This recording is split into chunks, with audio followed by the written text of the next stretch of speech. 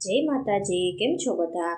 અહીંયા જો સવારમાં મારા થઈ ગયા દીવાબત્તી ને બેસી ગયા નાસ્તો કરવા, કારણ કે સવારનું ટિફિન પણ બની ગયું હતું, શાક રોટલી બધું બની ગયું હતું અને અહીંયા જો ફ્રૂટ પણ લઈ લીધું છે. અને હવે ચાલો હવે સવારનો નાસ્તો કરી લઈએ. અને અહીંયા જો જયવીર પણ જાગી ગયો હતો અને બેસી ગયો હતો નાસ્તો કરવા. અને જયવીરને રજા હતી તો થોડો મોડો જાગ્યો હતો.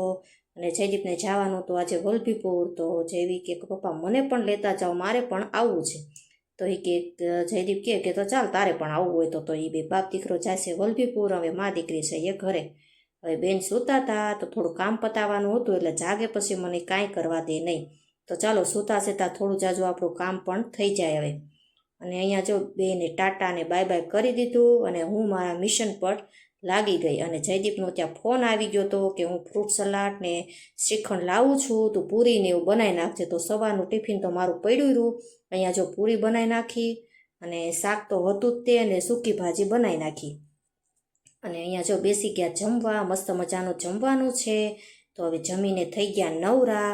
તો અહીંયા જો આ મને મળી ગયા. તો મને કે રક્ષાબા અહીંયા જો અમે બેસણું રાખ્યું, તમને કાંઈ વાંધો નથી ને? તો મેં કીધું કાં વળી શું થયું? તો મને કે જો અહીંયા અમારું ઈંડું કોકે પાડી દીધું, તો અહીંયા બેસણું રાખ્યું છે. મેં કીધું ઓહો આવું કોણે કર્યું? તો મને કે ખબર નહીં કોણ હોય એવું.